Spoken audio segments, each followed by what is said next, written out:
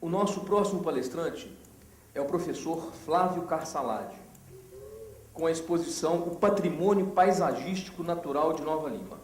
Por favor. Bom dia a todos e a todas. Eu queria agradecer o convite do SOS Nova Lima, na pessoa do Júlio, que dá uma oportunidade boa de a gente poder contribuir nessa discussão da cidade, que é o berço da minha família. Foi bom o aporte. Quando ele abriu a metralhadora gelatória, eu falei, eu vou começar com poesia, como é que eu vou fazer? Embora a poesia muitas vezes seja um tiro de fuzil, né?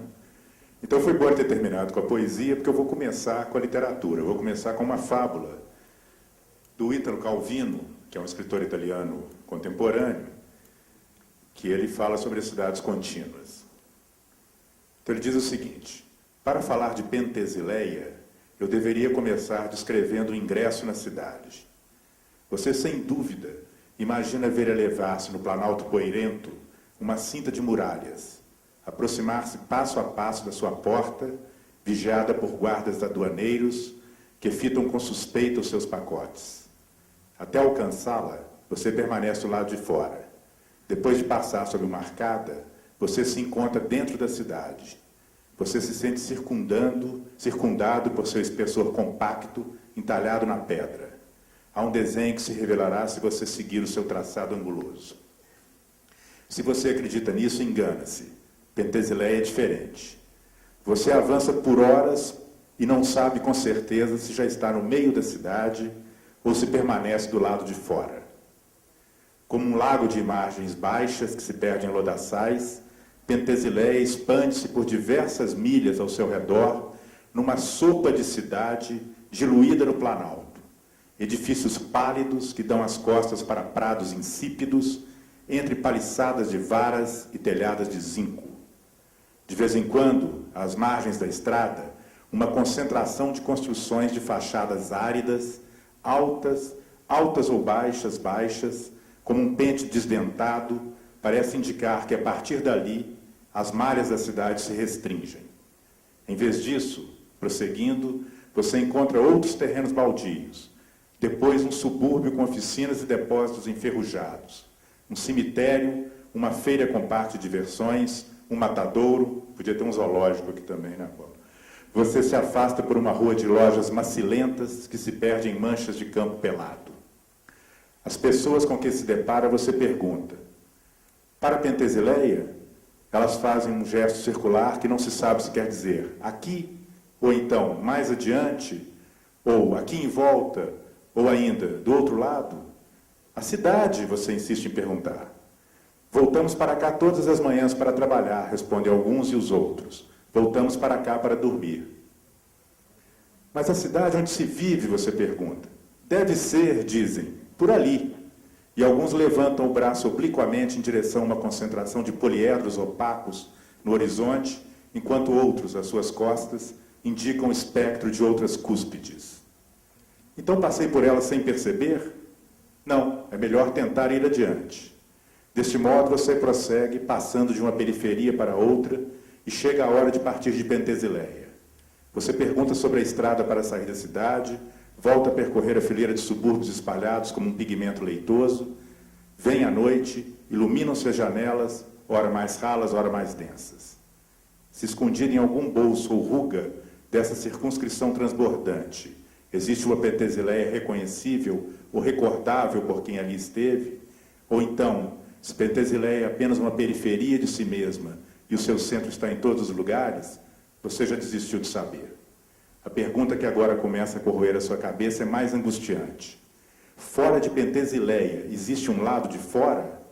Ou por mais que você se afaste da cidade, nada faz além de passar de um limbo para o outro, sem conseguir sair dali? Bom, eu acho que essa fábula do Ítalo Calvino é uma fábula interessante para a questão que nós vamos discutir. Eu vou descer para poder passar a projeção. Bom, inicialmente dizer que 20 minutos... a gente vai acabar lançando mais ideias do que efetivamente aprofundando as questões que têm que ser aprofundadas. Então, eu selecionei 3 aspectos, né, para a gente falar, de certa maneira, todas elas ligadas a essa ideia do Ítalo Calvino, que é da paisagem indiferenciada, da perda de qualidade ambiental e da perda de sabor de vida. né, que é o que acaba acontecendo nessa fábula dele. Então, inicialmente, é importante a gente colocar o que a gente está entendendo por paisagem, que paisagem não é um retrato na parede, paisagem não é um cartão postal. Quando a gente fala de paisagem, na realidade, nós estamos falando de toda a vida que está naquele lugar. Então, não é um conceito meramente de imagem, né? Mas é um conceito de realidade, um conceito que a gente espera seja sistêmico também dentro daquilo que o Apolo colocou muito bem ao final da sua fala. Então, vamos lá. Bom, então eu vou estruturar o raciocínio levantando esses 3 pontos, que eu acho que são pontos que podem ajudar a gente na discussão. Primeiro, a questão do planejamento urbano e a paisagem, é claro, sustentabilidade e paisagem, e depois um conceito que nós temos trabalhado hoje em dia, na tentativa de sintetizar ou de integrar as diferentes formas de paisagem, que é a questão da paisagem natural e a paisagem cultural. Pode passar. Bom, então, com relação ao planejamento urbano, eu só queria levantar esses 3 temas que diferenciam o planejamento que a gente faz hoje daquilo que era feito até os anos 80, possivelmente, né? Ou seja, bem próximo de nós, que é uma mudança de paradigma, né? Antes, a gente trabalhava a cidade muito do ponto de vista funcional. Como é que a cidade podia funcionar, o zoneamento urbano, a questão de qual infraestrutura que era adequada para quê, né? Hoje, a gente está preocupado com a cidade não apenas no sentido da cidade ser uma máquina que funciona, mas saindo da questão da máquina, entendendo a cidade como um lugar onde se vive. Então, a cidade não é mais apenas para simplesmente receber os processos econômicos e a gente poder colocar para fora o nosso lixo, né? A cidade ela tem que ser vivida. E esse é um conceito que substitui, então, o planejamento como ele era feito antigamente, substituindo o zoneamento funcional por um conceito mais abrangente, que é o conceito de paisagem urbana. Nesse sentido, a paisagem, como eu falei, sendo uma integração da nossa vida dentro do território onde se vive. O segundo paradigma que tem que ser superado é a ideia da terra arrasada, né? Que infelizmente, continua sendo até hoje, quem tem acompanhado as nossas grandes obras de infraestrutura, a Avenida Antônio Carlos, a Avenida Cristiano Machado, consegue ver isso. A ideia é arrasar a cidade para abrir estradas, romper o tecido urbano, romper as relações sociais, em função de uma funcionalidade, uma suposta funcionalidade da cidade, né? E esse paradigma tem sido substituído pela ideia de que as grandes obras, será que elas são mesmo necessárias? Ou a gente deve ter uma preocupação mais, quase de acupuntura urbana, né? De intervenções locais, que sejam intervenções mais bem entendidas e que preservem a realidade pré-existente, ou pelo menos dialoguem com essa realidade pré-existente. E depois, o último ponto desse que eu queria salientar, na questão do paradigma do planejamento urbano, é a diferença do planejamento que antigamente era feito nos gabinetes e que hoje, necessariamente, ele é feito através da participação popular. Embora o Estatuto da Cidade tenha consagrado isso na lei, é importante colocar isso em prática e regulamentar isso nas nossas ações cotidianas, o que muitas vezes não acontece. Então, esses 3 pontos eram pontos que eu queria chamar a atenção com relação à mudança de paradigma do planejamento urbano. E só para ilustrar isso, nós não vou muito longe nesse primeiro slide, embora nos outros 2 eu vá, pode passar. A concepção, por exemplo, de patrimônio cultural, ela deixou de ser a preservação de um edifício, que seria monumento, ou que seria histórico, para se deslocar para a preservação de grandes áreas urbanas, no sentido de ambiências urbanas. Esse é o trabalho de proteção das áreas patrimoniais de Belo Horizonte, onde a gente trabalha com grandes corredores históricos, né, com regiões históricas, em vez de trabalhar com o edifício isolado. Então, nós estamos preservando a ambiência das cidades e a qualidade de vida urbana, no qual o patrimônio se insere. Reparem que o foco, embora ele tenha uma ação local, ele é pensado global. Certo? É como se a gente estivesse usando os preceitos da ecologia na própria definição e a própria preservação do patrimônio cultural e também entendendo que o patrimônio cultural ele faz parte de uma cidade maior, que é a cidade que a gente quer morar com qualidade, né? E a questão da paisagem, pode passar? Aqui eu vou mostrar 2 slides para vocês verem como é que isso é presente no mundo inteiro, a preocupação com a paisagem. Esse é o plano diretor de Montreal, no Canadá, em que existe a preocupação exatamente de se fazer o planejamento urbano preservando-se aquilo que é importante e simbólico. Vocês reparem que essa linha ela define os perfis de altura de edifícios para preservar a serra, né? Ou seja, há lugares onde é possível verticalizar e há lugares onde não é possível verticalizar. E nós não temos tão pouco espaço assim no mundo, né, que não possa admitir uma situação como essa, né? Pode passar. E até numa cidade mais densa, como São Francisco, nos Estados Unidos, isso é do plano diretor também, vocês reparem que o que caracteriza a cidade de São Francisco, em termos de imagem, é exatamente a presença das montanhas.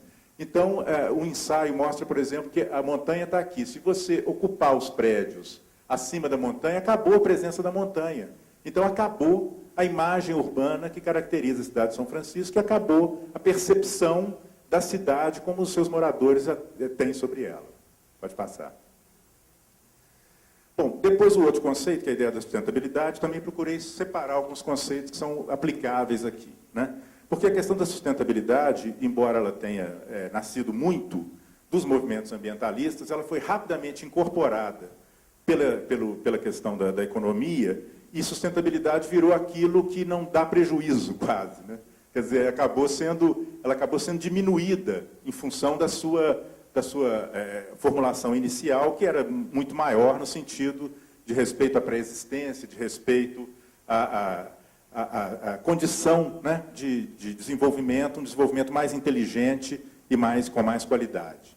Então, o que a gente tem, que a gente poderia trabalhar na questão da sustentabilidade, no nosso caso, é com a sustentabilidade, não só a sustentabilidade ambiental, mas principalmente com esses conceitos que eu coloco aí.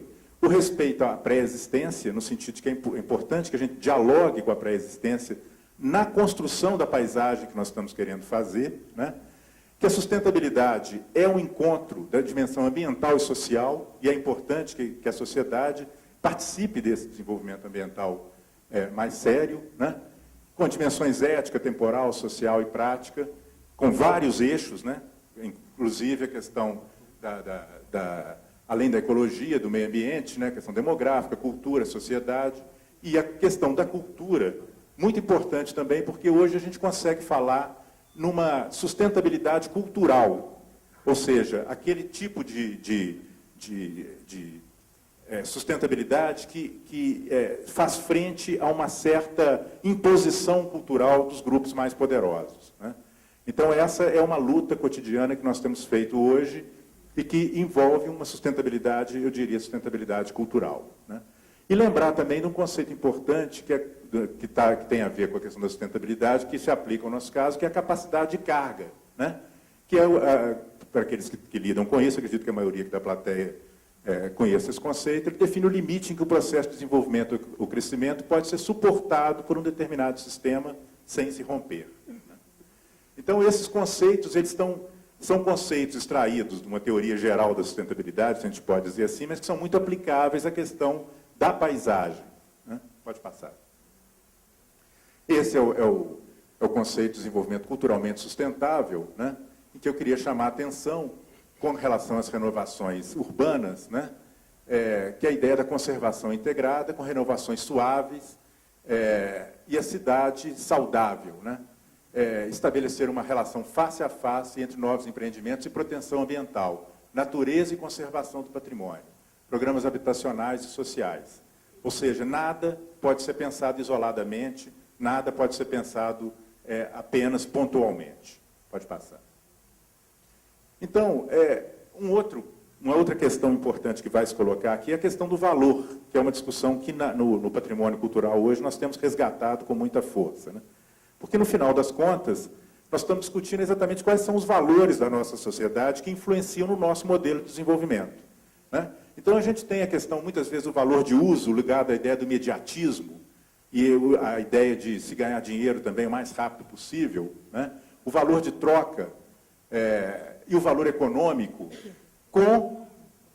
em contraposição a outros valores, que são valores, me parece, mais importantes. Por exemplo, o valor histórico, que é dado, muitas vezes, pelo caráter único e insubstituível dos lugares.